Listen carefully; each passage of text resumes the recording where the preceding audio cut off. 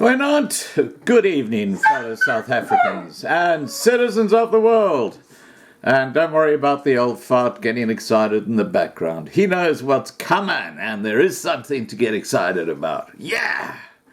First of all, on the art auction on Sunday Night Live, we raised 7,500 rand for Patrick's charity. Isn't that fantastic? I know he's over the moon, by the way. It's fantastic. And we've still got 4 of Mia's paintings to sell.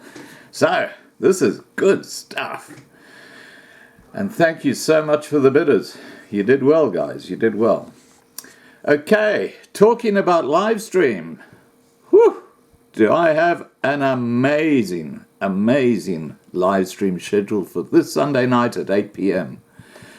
And I'm letting you know nice and early so you can prepare for it. Okay. Remember we had Simon Rochon from Saitlanders a few weeks back on the live stream? And, we were talking about Saitlanders, and there were a few questions that were raised, and people were saying, hey, that's not really what we wanted to know. And then we actually had Philippe, and I will actually attach 2 videos to this intro. And the first one is the question that Philippe raised in the comments below a video that I'd put up.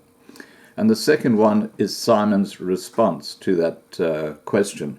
Now, both Simon and Philippe have agreed to debate this subject this Sunday. And you will see exactly the core elements of the subject, because I'll be talking about it in the video. But for people who want to get clarification about this aspect of the escape plans and things like that, you should get resolution. And for Saitlander members, they will be able to hear exactly what Saitlander's position is on this issue. So it's a great clarification. Very, very exciting. Now, so that the whole thing doesn't melt down into chaos, I have suggested the following debating format to both parties.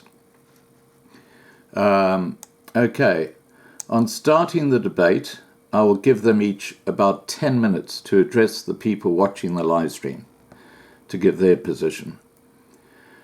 We will start the debate by having 3 questions which they will address to each other, and the related to the subject. The broad subject will be as per your video responses last week to Philippe's question, and vice versa.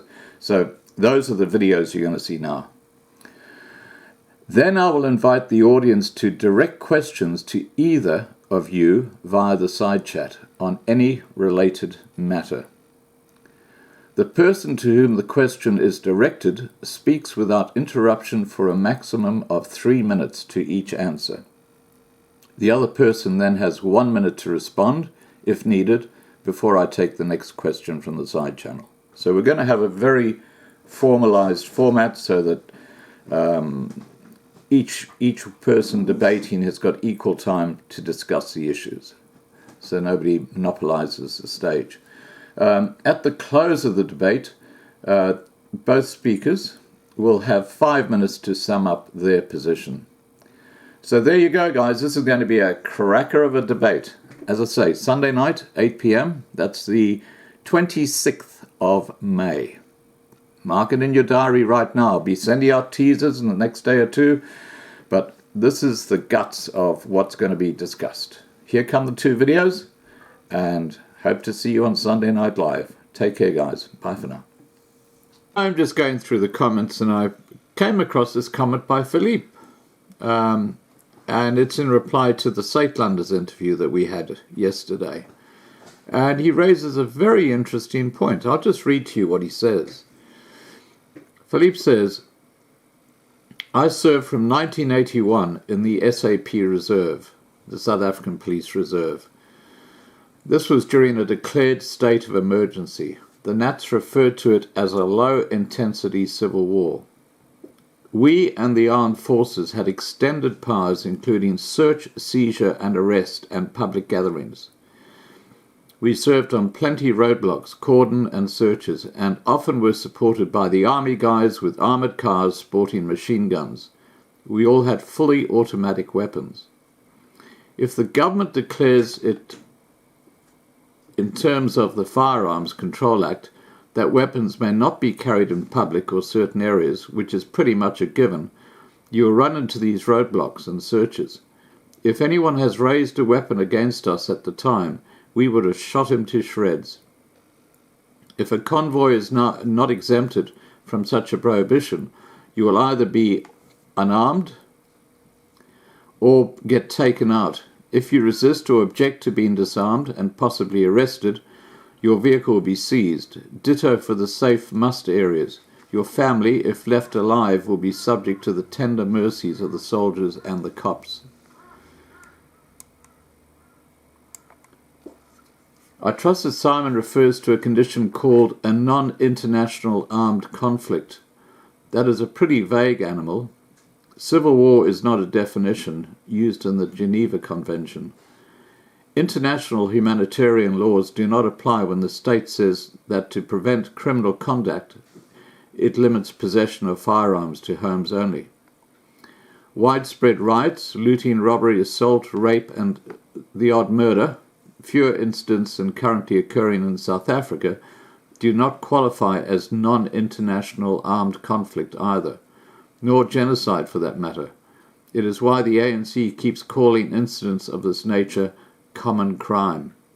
Otherwise, the International Red Cross would have been active in South Africa like a shot, and refugee status in a number of countries for whites would have been given. But that's not the case. The South African National Defence Force does not exactly have a great reputation protecting civilians in a non-international armed conflict. Just look at the rape record they chalked up in the Congo, where they were the peacekeepers, until they were kicked out in ignominy. You really want to run into that lot with a gun? My question regarding the status and probability were not answered by Simon. He skirted the issue. This puts their whole program in doubt, in my opinion, unless he can and does produce the exemption. Then hope that the security forces obey it. Discipline is not their strongest suite. Any thoughts? All right, look, I'm just going to put this out there because I respect Philippe's comments tremendously. He did work in the police reserve for many, many years, so he knows what he's talking about when it comes to South Africa. Please feel free to add your comments and let's see where this takes us. Good morning, Scott. How are you? Scott, this is a brief reply. I don't have terribly much time to the video that you posted on the 6th of May with the question for me, which, as far as I can understand, the allegation is that I skirted the issue in the interview that I did with you. So presumably there was a similar question asked or a similar point made, and I didn't answer it adequately. Let me say this, I lost the thread of what you were reading a little bit, so I didn't fully, I watched it twice, but I didn't fully understand what he meant by unless Simon can produce the exception. So that aside, let me say this. The reason why tens of thousands of people have bought into the Suidlanders National Emergency Plan is not because it's perfect, not because there are no potential threats and flaws, but because it is the best of the plans that exist. And our fundamental premise is twofold. One, nationwide anarchy / civil war. And he is correct to say that the Geneva Convention's term is indeed non-international conflict, or in the other protocol, international conflict. If we were to delve into those terms every time we conducted an interview, the interview would only be about those things. So we keep it quite simple. We say nationwide anarchy or civil war. And the other premise being that it's better to be away than near. It's better to get away than to try to defend your suburb with 6 revolvers and 4 hunting rifles between the men of the suburb in many white suburbs of South Africa. exceptions aside, you know what I mean? So we understand what he's saying. We know it very well. Our members know it very well, that there is a threat, that it may be very difficult to get out. And if this is exacerbated by a state of emergency or even martial law, then it will be prohibitive and it's going to be extremely difficult. But the fact remains that if you can't travel to other suburbs or other cities or other regions or other districts either. So you're always going to be in your suburb. And we believe that it's better, if possible, to leave as early as possible, and to get as far away as possible. I hope that this helps. Thank you, Scott.